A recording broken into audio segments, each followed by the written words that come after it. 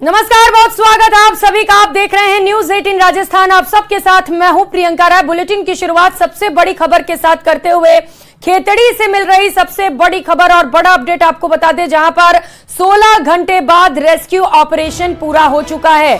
Hindustan copper limited की खदान में फंसे हुए सभी 15 लोगों को बाहर निकाल लिया गया। हालांकि इस ऑपरेशन में कर्मचारी की मौत भी हो गई। बुधवार सुबह से 4 राउंड में रेस्क्यू ऑपरेशन किया गया। बचाए गए अफसर्स में से 3 घायलों को जयपुर के प्राइवेट अस्पताल में एडमिट किया गया है। हादसे में मुख्य सतर्कता अधिकारी उपेंद्र पांडे की मौत हो गई, जो बेहद दुखद है। नीमका थाना जिले के इस खदान में मंगलवार शाम हुए एक एक्सीडेंट में 15 अधिकारी फंस गए थे। खदान में 1875 फीट की गहराई में लिफ्ट की चेन टूट गई। 14 मई की शाम को केसीसी चीफ समेत विजिलेंस की टीम माइन से नीचे उतरी थी। देर रात लिफ्ट की चेन टूटने से सभी लोग खदान में फंस गए। रात से ही रेस्क्यू ऑपरेशन शुरू किया गया, जो कुछ ही समय पहले पूरा किया गया है। तकरीबन 16 घंटे तक रेस्क्यू ऑपरेशन चला। इसमें जो लोग फंसे हुए थे उन्हें निकालने के लिए कड़ी मशक्कत करनी पड़ी। सुबह 9 बजे और 5 बजे के बीच ये हादसा हुआ। ये तस्वीरें आप देख पा रहे हैं 15 मई को, जहां पर रेस्क्यू ऑपरेशन में 16 घंटे का वक्त लगा। लेकिन दुखद बात यह है कि इस हादसे में कर्मचारी की मौत हो गई। तो लिफ्ट टूटने से यह हादसा हुआ। खेतड़ी से ये तस्वीरें 2 अलग अलग आपके टीवी स्क्रीन पर आप देख पा रहे हैं, जहां पर कोलिहान खदान में भीषण हादसा हो गया। 14 लोगों का सफल रेस्क्यू किया गया है, जिनमें से 3 लोगों को अस्पताल में एडमिट किया गया है और 1 कर्मचारी की मौत भी हो गई।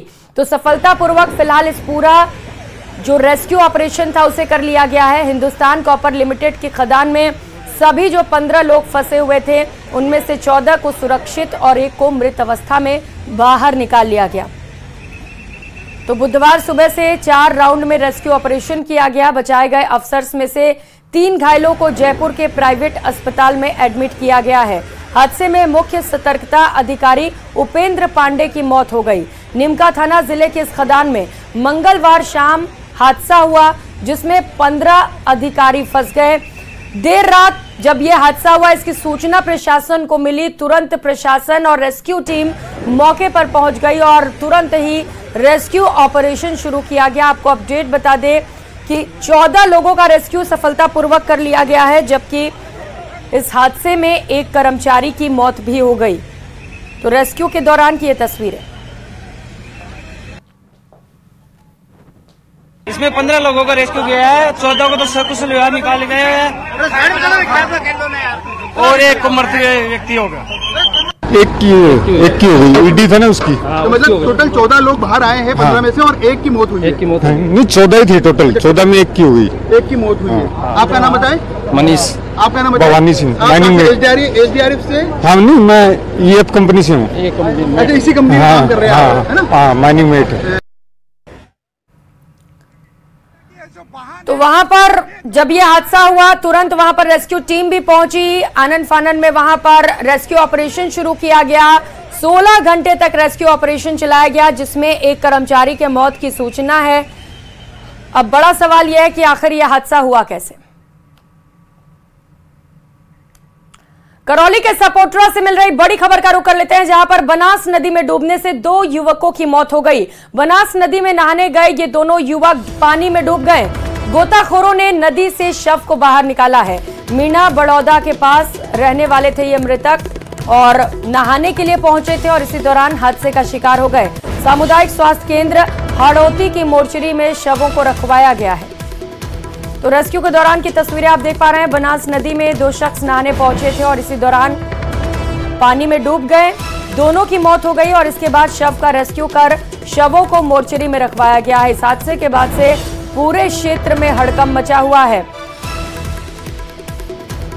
करौली के सपोटरा से इस वक्त की बड़ी खबर आपको बता रहे हैं। बनास नदी में हादसा हुआ है। 2 युवकों की डूबने से मौत हो गई। बताया जा रहा है कि ये दोनों युवक नहाने नदी में उतरे थे। और बाड़मेर से मिल रही बड़ी खबर का रुख करेंगे। शिव विधायक रविंद्र सिंह भाटी को जान से मारने की धमकी मिली है। वीडियो के जरिए जान से मारने की धमकी दी गई।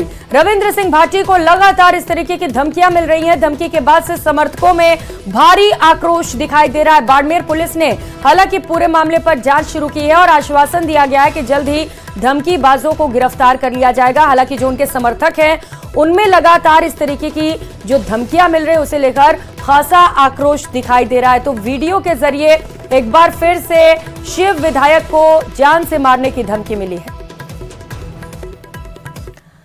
और करेंगे एक और बड़ी खबर का। एल्विश यादव से जुड़ी बड़ी खबर सामने आ रही है। बताया जा रहा है कि एल्विश यादव की मुश्किलें और भी ज्यादा बढ़ सकती हैं। मुख्य शिकायतकर्ता से ईडी ने पूछताछ की। गौरव गुप्ता से ईडी ने पूछताछ शुरू की है। गौरव गुप्ता ने कई अहम जानकारियां ईडी के साथ साझा की है। इस केस से जुड़े कई सबूत भी दिए गए हैं।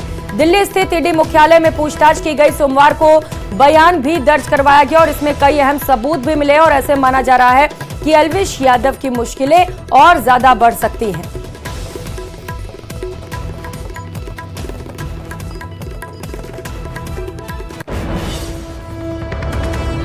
तो बड़ी खबर आपको बता रहे हैं एल्विश यादव से जुड़ी। नशे के कारोबार को लेकर एल्विश यादव की गिरफ्तारी की गई है और बताया जा रहा है कि एल्विश यादव की मुश्किलें अभी और भी ज्यादा बढ़ सकती है क्योंकि गौरव गुप्ता से इस पूरे मामले को लेकर ईडी ने पूछताछ की और बताया ये जा रहा है कि गौरव गुप्ता ने इस पूरे मामले पर कई बड़े खुलासे भी किए हैं। साथ ही साथ कई अहम साक्ष्य भी ईडी को दे दिए हैं। ऐसे में एल्विश यादव और भी ज्यादा मुश्किलों में पड़ सकते हैं। छत्तीसगढ़ के बीजापुर से बड़ी खबर है। आईटी की गाड़ी पर नक्सलियों ने विस्फोट कर दिया। गाड़ी में थानेदार के साथ आरक्षक तैनात भी थे। थानेदार और आरक्षक बताया जा रहा है कि दोनों सुरक्षित हैं। तो गनमल नाला के पास विस्फोट हुआ। एसपी जितेंद्र यादव ने घटना की पुष्टि कर दी है। बड़ी खबर इस वक्त की आपको बता रहे हैं जहां पर गाड़ी पर विस्फोट हुआ है। टीआई की यह गाड़ी बताई जा रही है। नक्सलियों ने इस पर विस्फोट किया। थानेदार के साथ ही आरक्षक भी इस गाड़ी में तैनात थे। हालांकि बड़ी राहत की बात यह है कि विस्फोट के बाद थानेदार और आरक्षक दोनों ही सुरक्षित हैं। तो एसपी की ओर से इस पूरे मामले की पुष्टि कर दी गई है। एक और नक्सलियों द्वारा विस्फोट की खबर है। बीजापुर से यह बड़ी खबर, छत्तीसगढ़ से यह खबर जहां पर नक्सलवाद हमेशा एक्टिव रहते हैं।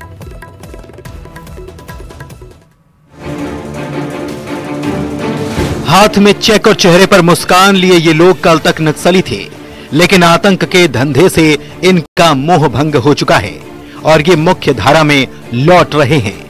बीजापुर में 30 नक्सलियों ने पुलिस के सामने हथियार डाल दिए। सरेंडर करने वालों में 9 इनामी नक्सली भी शामिल हैं। सीआरपीएफ के डीआईजी और एसपी ने सरेंडर करने वाले नक्सलियों को सुरक्षा के साथ ही मदद का भरोसा दिलाया। माओवादी उन्मूलन अभियान के तहत जिसमें जिला बल और डीआरजी, इसके अलावा जिला की जो पुलिस बल है, इसके अलावा सीआरपीएफ के 50वीं 85 वाहिनी 222, 229, 168, कोबरा की 202, 210, इसके अलावा एसटीएफ, इनकी संयुक्त कार्यवाही से हमारे पास 30 लोग हैं जिन्होंने आत्मसमर्पण किया है। इनका जो आत्मसमर्पण करने का जो मुख्य कारण है वो जो नक्सलियों, जो माओवादियों हैं, उनके विचारधारा से ये छुट्ट थे और जो छत्तीसगढ़ की जो पुनर्वास नीति है उसपे उसका जो प्रभाव है, उसमें जो प्रावधान है, उनके तहत इन्होंने आत्मसमर्पण किया है। उधर बीजापुर में ही पिछले दिनों हुए नक्सली मुठभेड़ पर सियासत जारी है। कांग्रेस ने घटना की जांच के लिए 8 सदस्यों की समिति का गठन किया है। कांग्रेस ने ग्रामीणों के बयान का हवाला दिया और आम लोगों को मार गिराने की बात कही। बीजापुर जिले के पीडिया में हुई नक्सली सुरक्षा बलों के मुठभेड़ पर गांव वालों ने सवाल खड़ा किया है। गांव वालों का कहना है कि इस घटना में निर्दोष ग्रामीण मारे गए हैं और इस घटना में एक गूंगे युवक सन्नो की भी हत्या हुई है। गांव वालों के सवाल के बाद कांग्रेस पार्टी ने इस घटना की जांच करने का निर्णय लिया है। घटनास्थल जाएंगे, ग्रामीणों से चर्चा करेंगे और वस्तु स्थिति का रिपोर्ट कांग्रेस पार्टी को सौंपेंगे।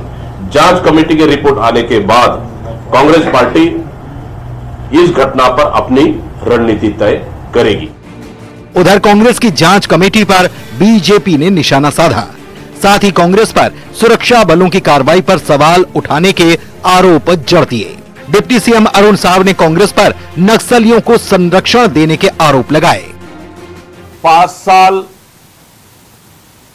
कांग्रेस की सरकार ने बस्तर के साथ अन्याय किया, नक्सलवाद को पाला पोसा और अब बस्तर की शांति और खुशहाली के लिए, बस्तर के विकास के लिए हमारे सुरक्षा बल बहादुरी के साथ जो कार्यवाहियां कर रहे हैं उस पर भी प्रश्न चिन्ह उठाने का काम ये कर रहे हैं। छत्तीसगढ़ में नक्सलियों के खिलाफ सुरक्षा बलों को लगातार कामयाबी मिल रही है। बीजापुर मुठभेड़ भी बड़ी कार्रवाई थी। वहीं 30 नक्सलियों का सरेंडर भी सुरक्षा एजेंसियों की सफलता है।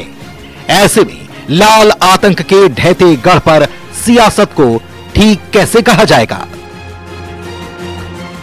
Bureau report, news 18। और 12 शहर से हैरान करने वाला मामला सामने आया है। यहां जिले के छबड़ा क्षेत्र में कार में 9,000 रुपए से ज्यादा का डीजल भरवाकर कार सवार 3 युवक पैसे दिए बगैर फरार हो गए। मामले की बापचा थाना पुलिस को शिकायत दी गई। पूरी वारदात का सीसीटीवी फुटेज भी सामने आया। वीडियो में देखा जा सकता है कि बदमाश कार की डिग्गी में रखे पीपीओ में डीजल भरवाने के बाद डिजिटल पेमेंट करने का कहकर सेल्समैन के सामने कार लेकर फरार हो गए। सेल्समैन भी इस कार के पीछे भागता नजर आ रहा है। पुलिस ने केस दर्ज कर सीसीटीवी के आधार पर बदमाशों की तलाश तेज कर दी है। तो तस्वीरें आप देख पा रहे हैं। अब इस तरीके की खबरें आम हो गई हैं, जहां पर लोग गाड़ियां लेकर पेट्रोल पंप पर पहुंचते हैं, पेट्रोल भरवाते हैं और वहां से बिना पैसे दिए फरार हो जाते हैं। राजस्थान से एक और खबर इससे पहले सामने आई थी, जहां पर स्कॉर्पियो सवार ने गाड़ी में पेट्रोल लिया और पैसे दिए बिना फरार होने लगा। इस दौरान कर्मचारी की मौत भी हो गई थी। खबर अलवर से है, जहां बड़ौदा में इलाके में दिल्ली मुंबई एक्सप्रेसवे पर ड्राइवर को झपकी आने से पिकअप पलट गई, जिससे पिकअप में भरे पशुओं की मौत हो गई, जबकि पिकअप में सवार 3 लोग घायल हो गए, जिनका अलवर के राजीव गांधी अस्पताल में इलाज जारी है। दिल्ली मुंबई सुपर एक्सप्रेसवे पर बुधवार करीब सुबह 5:30 बजे पिकअप पलट गई। ड्राइवर को नींद की झपकी आने से एक्सीडेंट हुआ। पिकअप में 10 से अधिक भैंसें लदी हुई थी। वहीं आगे बैठे 3 व्यक्ति गंभीर रूप से घायल हुए हैं, जिनको बड़ौदा मॉब से अलवर जिला अस्पताल में भर्ती कराया गया है।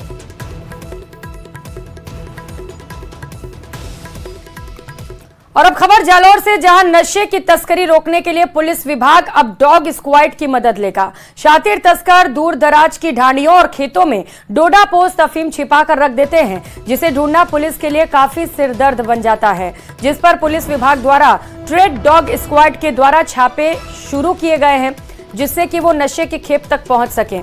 पुलिस विभाग की विशेष टीम द्वारा पुनासा और चारणियों की ढाणी में तस्करों के संभावित ठिकानों पर डॉग स्क्वाड के द्वारा विशेष सर्च ऑपरेशन और फ्लैग मार्च किया गया।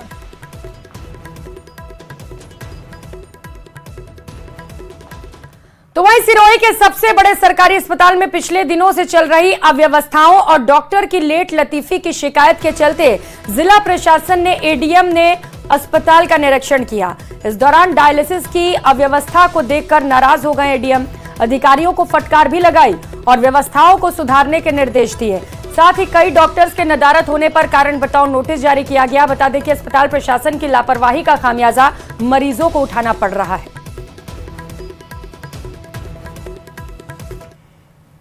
उसकी पालना में और यहाँ जो है निरीक्षण किया गया, कुछ कमियां पाई गई हैं, उनको नोटिस जो है कर लिया गया है और मैडम को जो है रिपोर्ट सबमिट की जाएगी और आदरणीय जिला कलेक्टर महोदय के निर्देश में कार्रवाई की जाएगी। खबर सवाई माधोपुर से है, जहां पर बौली क्षेत्र से गुजर रहे एक्सप्रेसवे पर भीषण सड़क हादसे में 6 लोगों की मौत हो गई। इसके बाद फरार पिकअप चालकों की तलाश की जा रही थी। मामले में पुलिस ने पिकअप मालिक और सहयोगी को गिरफ्तार किया है। बता दें कि 5 मई को एक्सप्रेसवे पर हादसे में कार सवार 6 लोगों की मौत हो गई थी, साथ ही 2 मासूम घायल हो गए थे, जिसके बाद से पुलिस आरोपियों की तलाश में दबिश दे रही थी। आरोपियों पर पुलिस ने गैर इरादतन हत्या का केस दर्ज किया। फिलहाल पूछताछ जारी है। 5 मई 2024 को रेड लाइन पे जो घटना घटित हुई थी उसमें 6 आदमी मृत हुए, 2 बच्चे घायल हुए थे। उसमें जो मुख्य आरोपी है चालक राजेश सनोप हनुमान, जाति मीणा, निवासी अकबर, निवासी बड़ा गांव सरवर, और उसके जो गाड़ी मालिक है इंद्राज सनोप गिरिराज, जाति माली, निवासी डेडवारी, व सहयोगी वीर सिंह सनोप गिरिराज, जाति माली, निवासी डेडवारी को और गिरफ्तार किया गया है। उधर सवाई माधोपुर जिला अस्पताल में भारत सरकार की ओर से लगाई गई viral diagnostic research IDSP DPHL laboratory अस्पताल प्रबंधन की लापरवाही के कारण बंद होने के कगार पर है। लैब में तापमान को कंट्रोल करने के लिए लगे 6 AC में से 5 AC खराब है। अगर जल्द ही AC को दुरुस्त नहीं कराया गया तो लैब बंद हो जाएगा। जिले के लोगों को लैब के लाभ से वंचित भी रहना पड़ रहा है।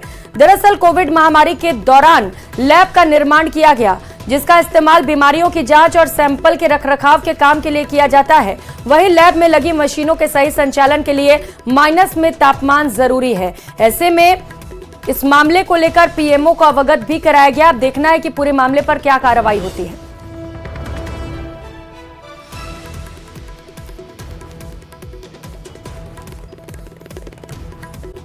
और खबरों में आगे बढ़ते हुए घरेलू शोध संस्थान स्कॉच की एक रिपोर्ट में मोदी सरकार में रोजगार को लेकर बड़ा दावा किया गया है। रिपोर्ट में बताया गया कि प्रधानमंत्री नरेंद्र मोदी के 10 साल के कार्यकाल में 51 करोड़ 40 लाख रोजगार पैदा हुए। रिपोर्ट को बनाने के लिए 80 केस का अध्ययन भी किया गया, जिसके आधार पर बताया गया कि क्रेडिट योजनाओं की वजह से 25 करोड़ 20 लाख रोजगार पैदा हुए, जबकि 19 करोड़ 70 लाख रोजगार सरकारी योजनाओं से पैदा हुए हैं। देखिए रिपोर्ट।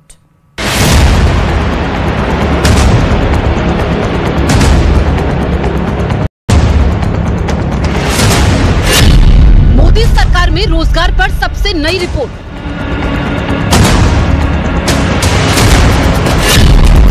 दस साल में मिले 51 करोड़ 40 लाख रोजगार।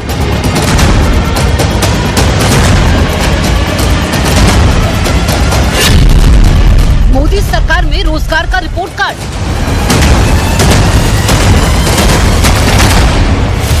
घर चलाना है तो पैसा चाहिए, घर खरीदना है तो पैसा चाहिए, घर से किसी सफर पर निकलना है तो भी पैसा चाहिए। पैसों पर पूरी अर्थव्यवस्था है, पैसों पर ही एक इंसान का पूरा परिवार टिका होता है। और पैसा आता है नौकरी से, कारोबार से, रोजगार से। विपक्ष सवाल उठाता रहा है कि मोदी सरकार ने अपना वादा पूरा नहीं किया, लोगों को रोजगार नहीं दिए। लेकिन अब एक ऐसी रिपोर्ट सामने आई है जो विपक्ष के लिए उठाए सवालों का जवाब दे सकती है। घरेलू शोध संस्थान स्कॉच की एक रिपोर्ट में दावा किया गया कि 2014 से 2024 के बीच मोदी सरकार में 51 करोड़ 40 लाख रोजगार पैदा हुए। क्रेडिट योजनाओं से 25 करोड़ 20 लाख लोगों को रोजगार मिले। सरकारी योजनाओं से 19 करोड़ 70 लाख रोजगार पैदा हुए। अब आपके मन में सवाल होगा कि ये रोजगार लोगों को कैसे मिले। इसका जवाब भी स्कॉच ग्रुप की रिपोर्ट में दिया गया है। रिपोर्ट के मुताबिक 2014 से 24 के दौरान 51 करोड़ 40 लाख रोजगार पैदा हुए। इसमें 19 करोड़ 79 लाख रोजगार सरकार की बनाई योजनाओं और नीतियों की वजह से पैदा हुए, जबकि 31 करोड़ 61 लाख रोजगार लोगों को लोन की मदद से बनाए कारोबार से मिले। रिपोर्ट को तैयार करने वाली संस्था ने करीब 80 केस का अध्ययन किया। रिपोर्ट में सरकारी योजनाओं के आंकड़ों को भी शामिल किया गया, जिसके बाद इस रिपोर्ट को मोदीनॉमिक्स का रोजगार पर प्रभाव के शीर्षक से जारी किया गया। रिपोर्ट बनाने के लिए बिहार, उत्तर प्रदेश, उड़ीसा, पश्चिम बंगाल जैसे राज्यों का अध्ययन किया गया। रिपोर्ट में बताया गया कि कैसे किसी महिला या आदमी ने सरकारी सहायता से अपना कारोबार खड़ा किया। रिपोर्ट में बताया गया कि रोजगार पैदा करने में कैसे PM मुद्रा योजना की मदद मिली। रिपोर्ट में ये भी बताया गया कि कैसे कोई क्रेडिट योजना रोजगार पैदा करने में मददगार हुई। और यही वजह है कि सरकार की नीति, निवेश और योजनाओं ने देश की अर्थव्यवस्था को रफ्तार दी। लोग अपने और समाज के लिए रोजगार पैदा करने में कामयाब हुए। इस रिपोर्ट के जरिए बताया गया कि मोदी सरकार ने लोगों को अपने पैरों पर खड़ा होने और अपने कारोबार को बड़ा करने में मदद की। रिपोर्ट में मोदी सरकार में रोजगार को लेकर 5 बड़ी बातों का जिक्र किया गया। मोदी सरकार की नीतियों से करोड़ों रोजगार पैदा हुए। मोदी सरकार की नीतियों से अर्थव्यवस्था को मजबूती मिली। क्रेडिट गैप में 12.1% की गिरावट आई। प्रधानमंत्री जनधन योजना से बैंक और लोगों के बीच की दूरी कम की गई। प्रधानमंत्री मुद्रा योजना के जरिए कारोबार के लिए लोगों तक मदद पहुंचाई गई।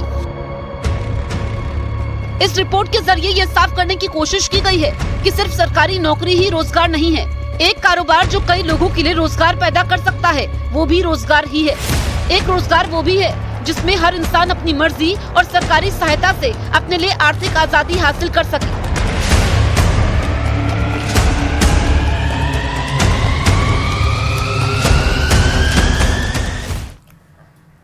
और खबरों में आगे बढ़ेंगे। सवाई माधोपुर जिला अस्पताल में भारत सरकार की ओर से लगाई गई viral diagnostic research IDSP DPHL laboratory अस्पताल प्रबंधन की लापरवाही के कारण बंद होने के कगार पर है। लैब में तापमान को कंट्रोल करने के लिए 6 एसी लगाए गए हैं, जिनमें 5 एसी खराब हो गए हैं। अगर जल्द ही एसी को दुरुस्त नहीं कराया गया तो लैब बंद हो जाएगा। जिले के लोगों को लैब के लाभ से वंचित भी रहना पड़ेगा। दरअसल कोविड महामारी के दौरान इस लैब को शुरू किया गया, जिसका इस्तेमाल बीमारियों की जांच और सैंपल के रखरखाव के लिए किया जाता है। वहीं लैब में लगे मशीनों के लिए संचालन के लिए माइनस में तापमान जरूरी है। ऐसे में मामले को पीएमओ को अवगत भी कराया गया है। मामले को लेकर अब क्या कार्रवाई होती है, ये देखने वाली बात होगी।